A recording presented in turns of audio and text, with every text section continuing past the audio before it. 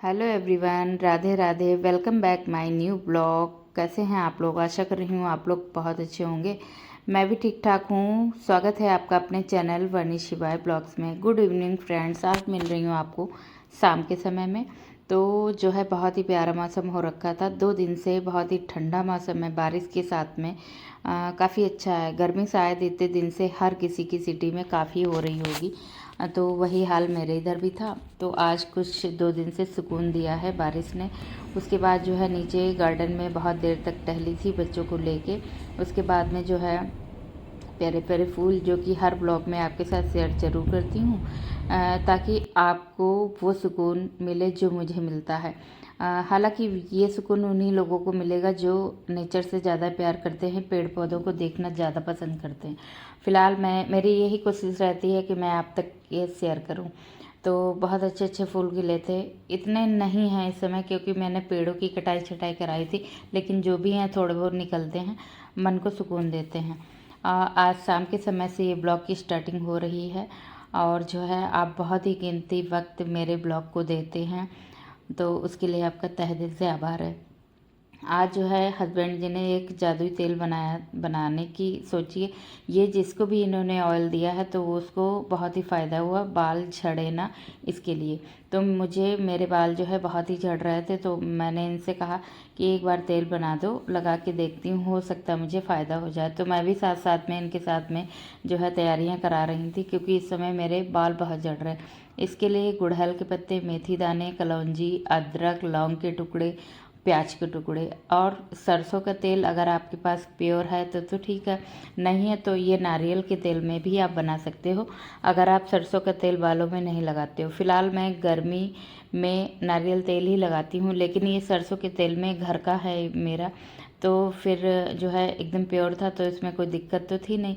इसी वजह से जो है मैंने सरसों के तेल में इनसे कहा कि बनाओ, क्योंकि कुछ समय बाद ठंड भी आने वाली, तो ठंड भर मैं हमेशा बालों में सरसों का तेल ही यूज़ करती हूँ, गर्मी भर मैं नारियल तेल यूज़ करती हूँ। इस वजह से जो है इन्होंने जो है आज ठान लिया बनाने के लिए, क्योंकि मैंने बोला था कि जल्दी से बना दो, क्योंकि मेरे इस समय बाल बहुत झड़ रहे हैं, कुछ हो सकता है इससे फ़ायदा हो। जहाँ तक जिसको जिसको बना के इन्होंने ये तेल दिया था उसको बहुत ही फ़ायदा हुआ। तो इसमें जो है मेथी दाने, कलौंजी दाने, लौंग के टुकड़े, अदरक के टुकड़े और जो है गुड़हल के फूल, ये सब डाल के इनको हल्का हल्का दरदरा पीसना, बहुत ज़्यादा बारीक पेस्ट नहीं बनाना है।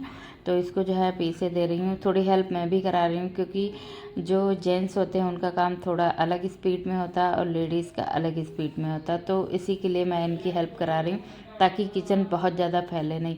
किचन बहुत छोटा है, तो इसको साफ़ सुथरा रखने के लिए थोड़ा सा ये करना पड़ता है कि जैसे हाँ, साथ साथ में साफ़ सफाई भी चलती है कि सिंक में जो बर्तन होते हैं उनको भी धुलते चलती हूँ। तो इससे ये रहता है कि थोड़ा साफ़ सफाई बनी रहती है किचन में।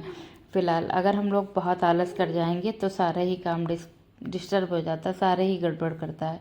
तो इसलिए जो है कोशिश रहती है कि जैसे एक्टिव सुबह रहती हूँ वैसे ही शाम को एक्टिव होके अपने पूरे किचन की अच्छे से क्लीनिंग करूँ, और अच्छे से सब शाम को ही जब सेट हो जाता है तो बहुत ही अच्छा लगता है। इसमें जो है ढेर सारे करी पत्ते भी गए थे, प्याज वगैरह मतलब सुनहरा भूरा भूरा हो जाए ऐसे रखना है, तो ज़्यादा जलाना नहीं है। इसको कांच के जार में स्टोर करके धूप में 3 से 4 दिन रखोगे, इसके बाद इसको यूज किया जाता है।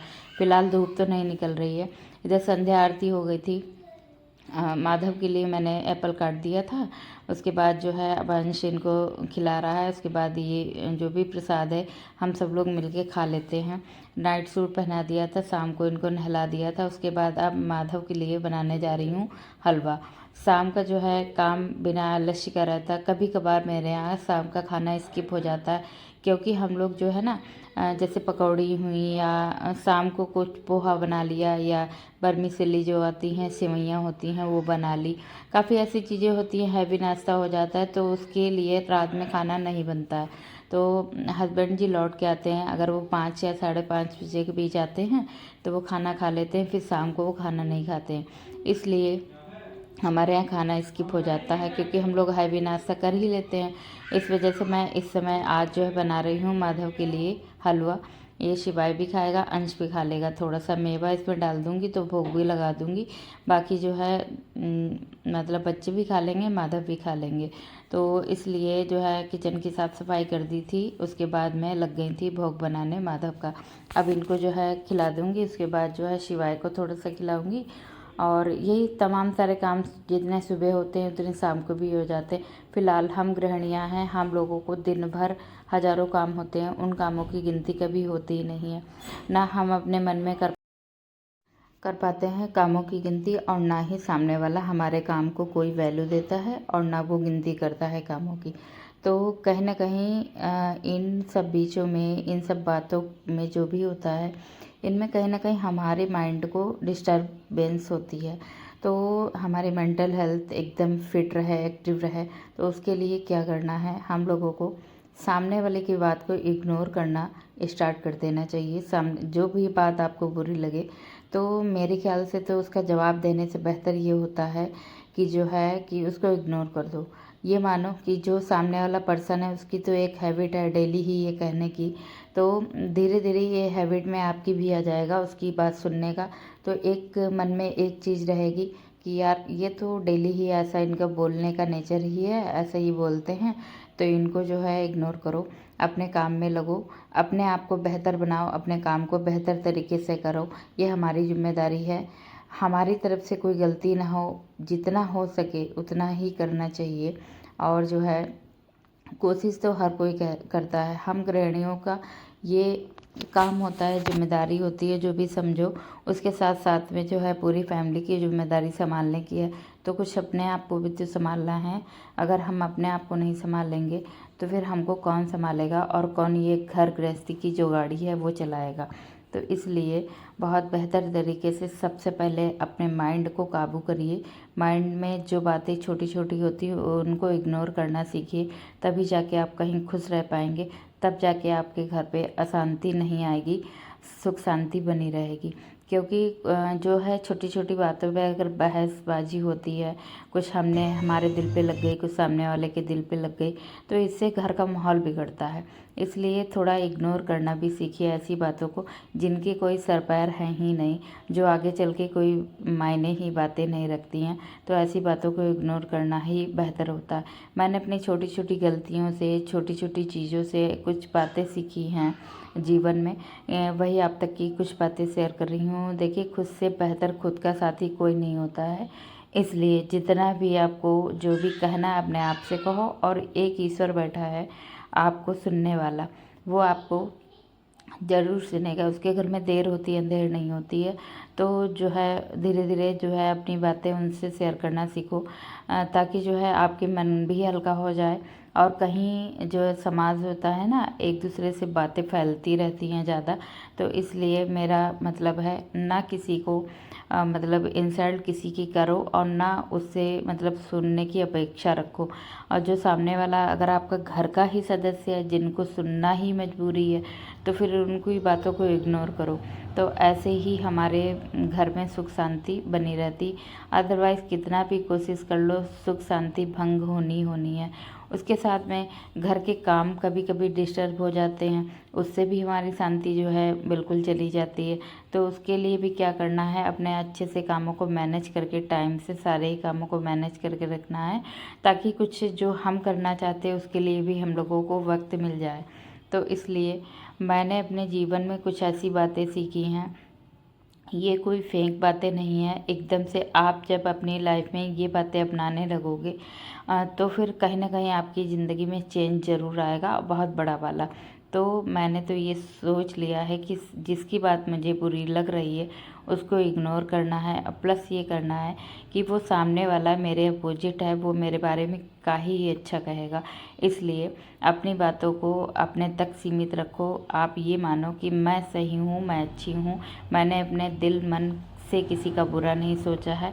तो वहीं से आपके मन में एक पॉजिटिव वाइब आने लगेगी।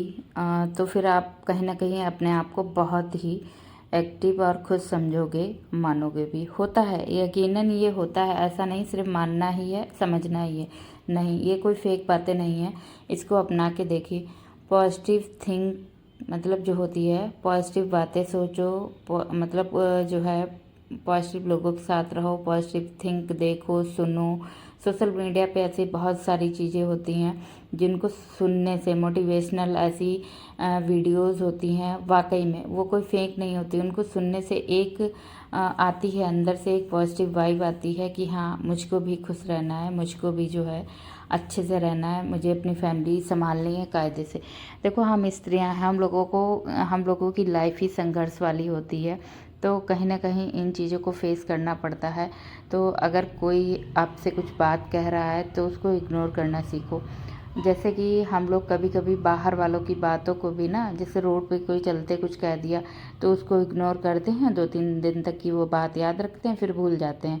ऐसे ही अपने फैमिली में भी ठीक रहता है, अगर आप उसको कुछ नहीं कह पा रहे हो, या जैसे ज़रूरी नहीं होता है कि हर फैमिली में जो आपके साथ कुछ कर रहा है, बड़ा हो या छोटा, उसको जवाब ही देना हो। फ़िलहाल तो आजकल के ज़माने में कुछ लोग ये कहेंगे ये ज़रूरी होता है ज़रूरी, लेकिन जहाँ पे आप जिस इंसान को छोड़ नहीं सकते हो, जिनकी बातें सुनना आपकी मजबूरी है, तो वहाँ पे आप इग्नोर करना सीखो, तो आपके मन में, आपके घर पे सुख शांति का वास होगा। बस यही मेरा कहना है आज की वीडियो में। कुछ लोग मेरी वीडियो से बहुत कुछ सीख रहे हैं, जब वो कमेंट करते हैं तो मुझे बहुत अच्छा लगता है। फ़िलहाल मैं कोई मोटिवेशनल स्पीकर हूँ नहीं, जो भी मैंने अपनी लाइफ से फेस किया लाइफ को, और लाइफ से सीखा है अपनी छोटी गलतियों से या किसी सामने वाले की गलतियों से, एक उम्मीद से, तो वही आपके साथ मैं शेयर कर रही हूँ, बस 2-4 बातें। मैं भी ये चाहती हूँ जिस कंडीशन से मैं गुजरी थी, जो बेवकूफ़ी मैंने की है, वो आप सामने वाला मतलब आप ना करो। करो सबके लिए, लेकिन उम्मीदें किसी से मत रखो, क्योंकि यहाँ पे करने का कोई भी, आप कितना भी करोगे किसी के लिए, उसकी कोई वैल्यू नहीं होती। फिलहाल आज का वीडियो यही रहा आपके साथ में, मिलूंगी अगले ब्लॉग में। Thanks for watching. वीडियो थोड़ा भी अच्छा लगा हो लाइक ज़रूर करिएगा, चैनल पे नए हैं तो सब्सक्राइब कर लीजिएगा। Thank you.